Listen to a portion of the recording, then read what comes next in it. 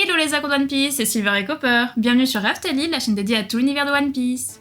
En mer, il n'y a pas de place pour les faibles. La vie rime plus avec cruauté et danger que cocktail et ombrelle. Alors pour ce qui est de créer une famille, ça devient un vrai parcours du combattant. Tellement que la grande majorité préfère laisser tomber, fuir leurs responsabilités, ou même bâcler son rôle de parent. Et c'est de ça qu'on va parler ici. De ces monstrueux géniteurs qui n'auraient jamais dû avoir d'enfants. Les pires parents de One Piece.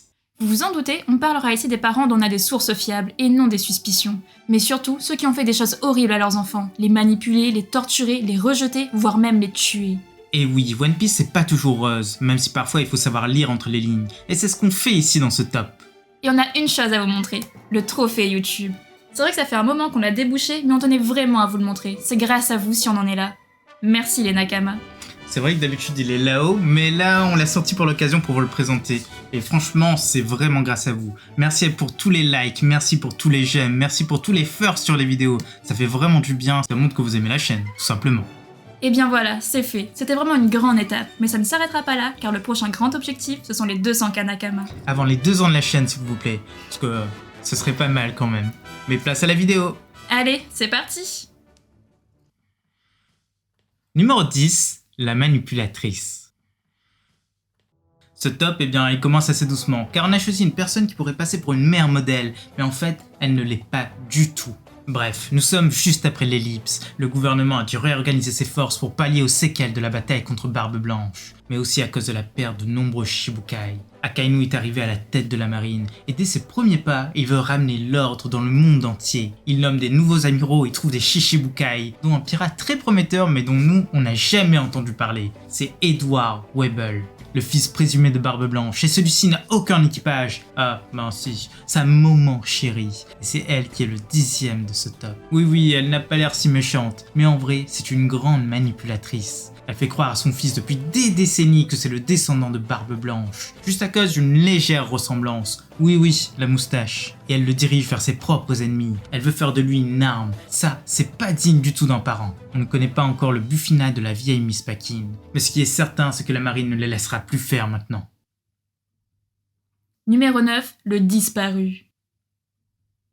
Quoi de pire qu'un parent absent? Peu de choses, et il y a quelques personnes qui ont adopté la grande technique du « je vais acheter quelque chose » et qui ne sont jamais revenus. Et l'un d'entre eux, c'est le père d'Usopp, Yasop. Originaire du village Shirop, il a toujours été très doué pour le tir, et il a même décroché le titre du plus grand tireur d'élite d'East Blue. Ses exploits ont même attiré quelqu'un sur place, le jeune Shanks le Roux. Et depuis cette petite barque, cet équipage grandiose a commencé à prendre forme. Il a recruté Yasop. Mais l'envers du décor était tout autre. Usopp n'était qu'un nourrisson. Il a grandi dans l'attente de son père, il a grandi bercé par les histoires de sa mère. Et quand celle-ci est tombée malade, il a tout fait pour la distraire en faisant croire au retour de son père. Sans succès. Mais bon, comparé aux autres, c'est vraiment gentil. Voilà pourquoi Yasop est le numéro 9 de ce top. On continue sur cette lancée de mauvais parents avec ceux qui ont fait un passage éclair dans l'œuvre, mais surtout qui ont changé la face du monde à jamais. Et oui, c'est très intriguant. D'ailleurs, vous avez déjà vu des personnes qui abandonnent leurs chiens? C'est horrible, n'est-ce pas? Nous, on cautionne pas du tout. Eh bien là, c'est 100 fois pire. C'est l'histoire d'une petite famille toute simple qui venait à peine d'avoir un enfant. Hélas, celle-ci était intenable. Il brisait tout autour d'elle. Meubles, personnes, animaux, maisons, sans aucune exception. Et d'ailleurs, elle grandissait à vitesse grand V. Alors l'année de ses 5 ans, ses parents l'emmenèrent en bateau jusqu'à une île lointaine du Nouveau Monde. Elle baffe. Et sur place, ils l'ont abandonnée. Selon eux, elle y serait beaucoup mieux. Voilà ce qu'on appelle ne pas assumer son rôle de parent. Et accessoirement, ils ont créé un vrai monstre. On ne connaît absolument pas leur nom. Mais les parents de la petite Ninine, eh bien, ils ont fait fort. N'est-ce pas Big Mom? Mais après tout, ils auraient pu finir manger. Numéro 7, Papa Gâteau. Parfois les parents peuvent changer du tout au tout, devenir de vrais méchants sans vraie raison. Et Morgan le Hasher, c'est exactement ce cas précis. Il est arrivé au grade de colonel assez tardivement dans sa carrière, mais il a commencé à imposer sa volonté à ses hommes, tout en leur demandant d'être au service de son fils, Hermès. Hélas, l'arrivée de Zoro et Luffy sur place va lui faire remettre en question les capacités de son rejeton. Il va devenir très dur avec lui, un vrai monstre capable de le sacrifier. Et après sa chute, il l'enlèvera même durant sa tentative d'évasion, puis il le jettera à la mer. Il avait perdu tout espoir. Franchement, quel père indigne. D'ailleurs, à l'heure actuelle, on ne sait absolument pas où il est. Numéro 6, le rebelle.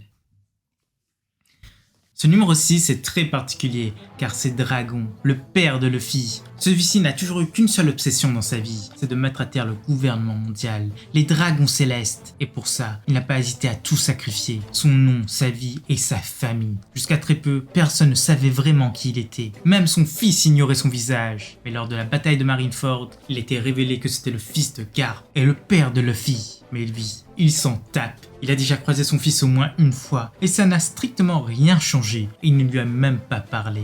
Ok, à Lockdown, il l'a sauvé, mais à Grey Terminal, c'était pas du tout la même chose. Et d'ailleurs, il a même fini par élever Sabo et en faire quasiment son fils adoptif. On dira jamais assez, mais les liens de sang dans One Piece, ça compte pas vraiment. Numéro 5, la créature.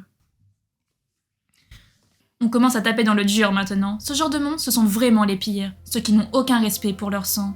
Et cette créature qui est plus que digne d'être le numéro 5, c'est Kaido. L'histoire est trouble et lacunaire, mais on sait qu'il a eu un enfant il y a 28 ans de cela. Très vite, cette personne a été élevée au rang de princesse démon, mais elle assista à l'exécution d'Oden. Impressionné par l'acte de sacrifice ultime de cet homme, Yamato se fera appeler Oden. Depuis, son père a tout fait pour lui pourrir la vie. Il l'a attaché avec des menottes explosives, il l'a séquestré sur Onigashima, et là, c'est un petit spoil, donc passez à la section suivante si vous n'êtes pas à jour sur les scans. Pour effacer cette envie, Kaido ira même jusqu'à l'enfermer dans une grotte avec ses ennemis. Mais les choses tourneront à sa défaveur, et aujourd'hui, Yamato se rebelle. Numéro 4, le versatile. Il y a des moments forts dans One Piece, et le flashback de Sanji s'en est un lorsqu'on découvre sa vraie famille, les Vinsmoke, et son père, Judge. Ça, c'est une grande crapule, c'est certain. Cet homme n'avait qu'un but dans la vie, reprendre tout North Blue. Et pour ça, il use de moyens bien peu orthodoxes. Il n'a pas hésité une seule fois à faire des modifications génétiques sur sa propre femme, voulant faire de ses enfants de vrais monstres. Et il a réussi. Il a supprimé tous les sentiments chez ses nourrissons. Il les a rendus quasiment indestructibles. Mais pas Sanji. Et face à l'échec de son plan, il a fait passer l'enfant pour mort. Il l'a enfermé dans une cellule, affublé d'un masque de fer, lui donnant juste de quoi survivre. Et lorsque le petit arriva à s'échapper, il lui dit de s'en aller, de plus jamais se présenter sous son nom. Il le renie, il n'est pas son fils. Il peut même mourir. Judge, c'est vraiment une enflure. Numéro 3, l'inutile. Vous connaissez l'histoire de Baby Five ? Elle est courte, mais vraiment triste. Elle est originaire du village de Queen à North Blue. Cet endroit est connu pour être désertique, dépourvu de végétation. L'endroit était si pauvre que les habitants se débarrassaient des personnes inutiles. Quand elle était jeune, la maman de Baby Five voulut se débarrasser d'elle, mais sans se salir les mains. Elle l'emmena alors dans les montagnes et la laissant sur place et lui annonça qu'elle était vraiment inutile. Une dépense de nourriture qui ne servait à rien. Depuis, la pauvre jeune fille en est vraiment traumatisée. Elle veut juste être utile et elle ne cesse de le clamer et ne sait pas dire non. Numéro 2, la plus grande. Vous l'attendiez tous avec impatience, vous le savez, c'est Big Mom, le numéro 2 de ce classement. Qui de mieux que cette grande pirate qui adore torturer tout le monde autour d'elle. Bon, elle a l'air assez sympa avec ses enfants, mais la vérité est tout autre, car elle les mène à la baguette. S'ils ne vont pas dans son sens, c'est fini. Elle n'a aucun scrupule à les exécuter elle-même. Et dans ses crises de folie, c'est pire. Elle dérobe leurs âmes. Ses enfants ne sont que des instruments qui lui servent à contrôler son territoire, à agrandir sa collection d'espèces, à recréer la pseudo-famille qu'elle avait eue sur Elbaf. Mais aujourd'hui, elle risque de vaciller. Et si elle tombe, qui sait ce que le monde nous réservera.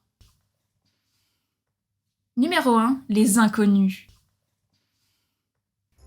C'est vrai, on n'avait dit pas d'inconnus, mais ce numéro 1 en vaut vraiment la peine. Ce sont les parents d'un des Mugiwara, ceux de Franky. Celui-ci est né à North Blue sous le nom de Cutiflam. Ses deux parents étaient pirates et voulaient aller sur Grand Line, ce qui fut fait forcément. Mais en chemin, il se rendit compte qu'il n'avait pas besoin de cet enfant. Il était une gêne pour eux, alors sans crier garde et sans prendre de pincettes, ils le jetèrent par-dessus bord, directement dans l'eau. Pas sympa même s'il était peu supportable. Mais lui, il ne baissa pas les bras, il sentait qu'il devait vivre, alors il se mit à nager vers Water 7 et il rencontra Tom. Mais vraiment, bravo pour ses parents horribles, pour nous ils méritent vraiment cette place. Ils ne voulaient laisser aucune chance à leur enfant. Voilà, c'est déjà la fin de cette vidéo. On espère que ça vous a plu et surtout, laissez votre avis en commentaire, votre propre top. C'était Silver et Copper pour Aftalil. À bientôt les accros de One Piece.